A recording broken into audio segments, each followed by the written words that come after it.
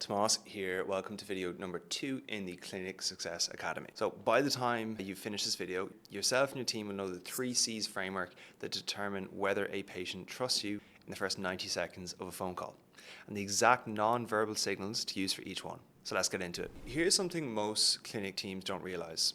The patient starts forming a trust verdict the moment they hear your voice. Not when you quote the price, not when you explain the treatment, before any of that. Research shows that over 90% of communication is non-verbal. So in a face-to-face setting, that's posture, eye contact, facial expression.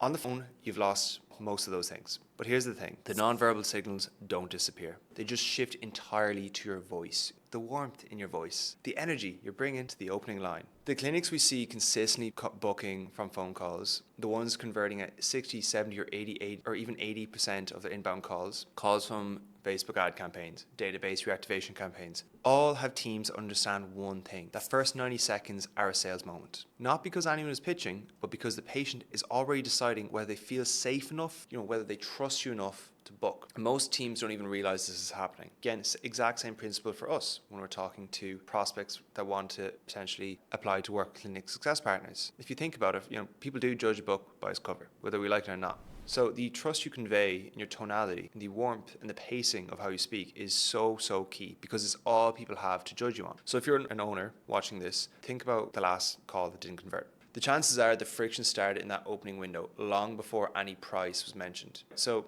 what does actually winning the first 90 seconds look like in practice? Well, it comes to 3 things. The patient needs to feel all 3, and they need to feel it in this window. 3 C's are caring, concerned, and curious. Please literally get a piece of paper and pen, write those down. Caring, concerned, curious. So the first C is caring. Caring means the patient feels you see them as a human being, not just the next ticket in the queue. On the phone, you signal caring through sustained warmth in your tone, confident, like a maternal or paternal vibe, a slightly slowed pace. And this sounds almost so simple, too simple, but a smile, like a real one. People having a serious face or having a smiley face completely changes your tonality, and it does come across on the phone. So smile before you pick up, not because it's theatrical, but because it physically changes the shape of your mouth and your throat, and the patient can hear it. The cue they're reading for is really, does this person actually want to talk to me? And are they confident doing so? The second C is concerned. Concern means the patient feels you take the weight of their problem seriously. They didn't call for a chat, they called because something is bothering them, a skin issue that they're embarrassed about, a procedure that they've been thinking about for months, or pain that they've been living with for 2 years. And again, this applies to outbound calls where a lead comes in from an ad campaign or a database reactivation.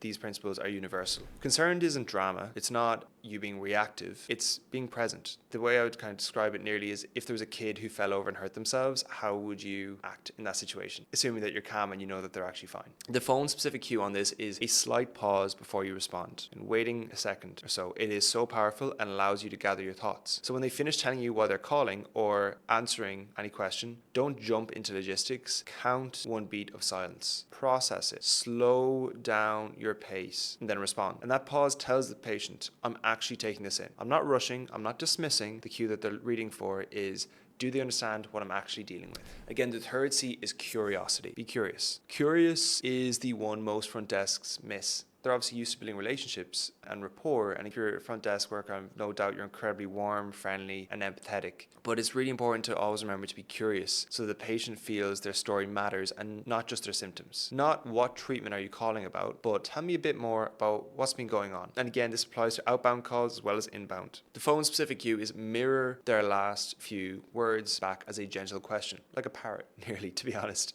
They might say, I've been struggling with it for a while. You say, a while, okay. How long have you been dealing with it? And that move does 3 things. It shows you listened and invites them to say more, and activates the most important principle in this entire academy. Write this down if you have a pen and paper. Patients believe what comes out of their mouth more than what comes out of yours. The patient who tells you their story in their words talks themselves closer to booking.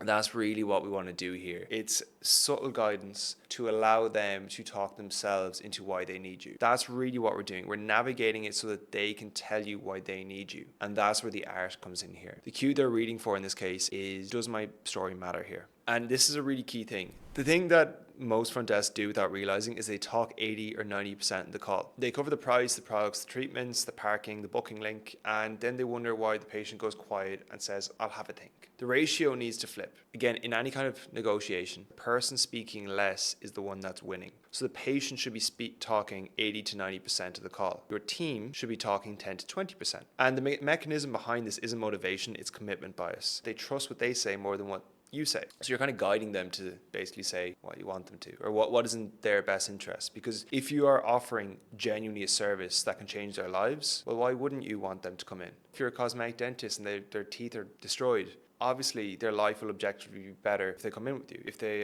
have a certain skin condition that you know your service can really transform their lives, it isn't their best interest to come back in. So this is not the time to be passive. You need to genuinely look at the results you get for your patients and think, wow, this person would be silly not to come in with us. But let's let them explain themselves so they can. It's all about believing in what you sell, which is key for me, even when I look at how we operate in our business. Again, what the patient says themselves, they act on. And what you say to them, they probably won't. If the patient tells you in their own words that the thing they've tried before hasn't worked, that they want to fix this, that they're ready, then they will own that statement. They're far more likely to follow through. If you say those things for them, it sounds like a pitch, and nobody likes being sold to. They do like being helped, but they don't like being sold to. And if they hear it as a pitch, then you've lost it. So if you remember one thing from this video, it's this: ask more, talk less. If someone throws you an objection, and again, an objection is something like, oh, I need to think about it, or oh, it costs too expensive, or oh, I was just shopping around. Always return the objection with a question. It's very hard to get angry with a question. If someone is approaching you with doubt,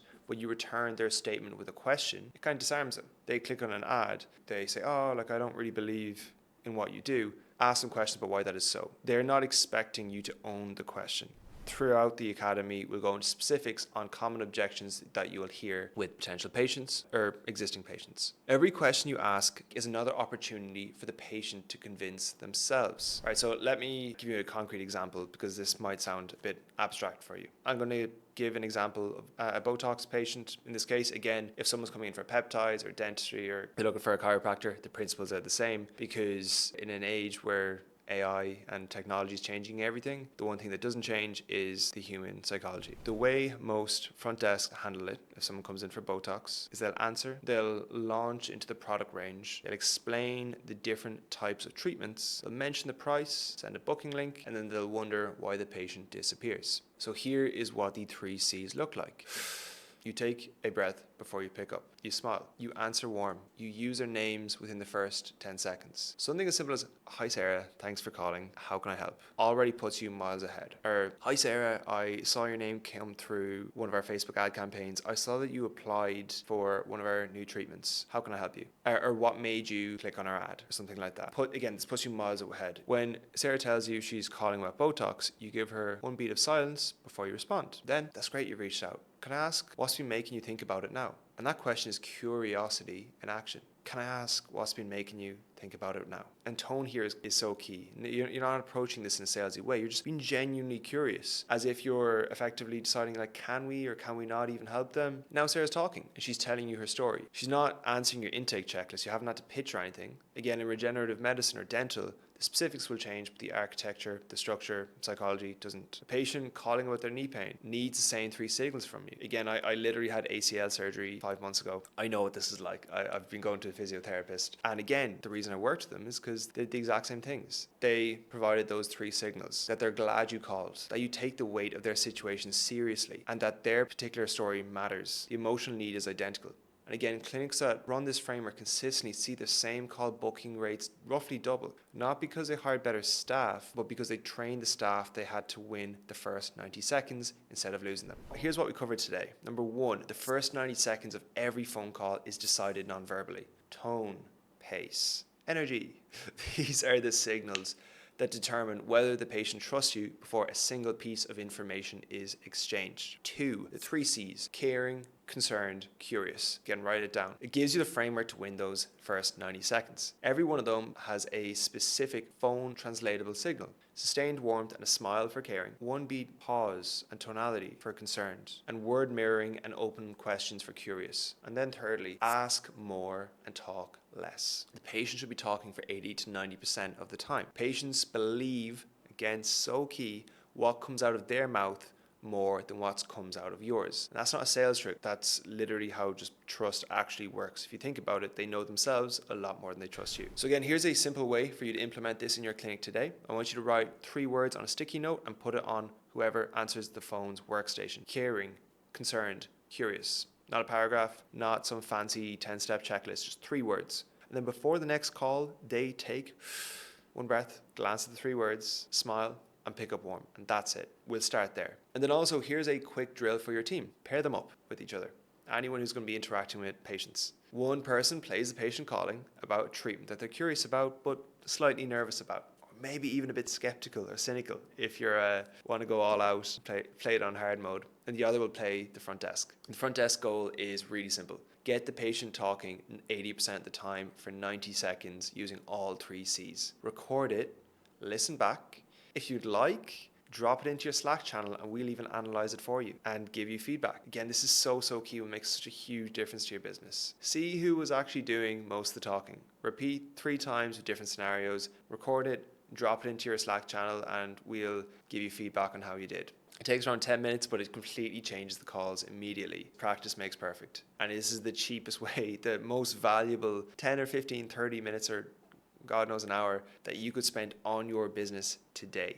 Get the practice in, record it, drop it in your Slack channel, and you'll make huge improvements. So on to the next video, and can't wait to let these improvements compound.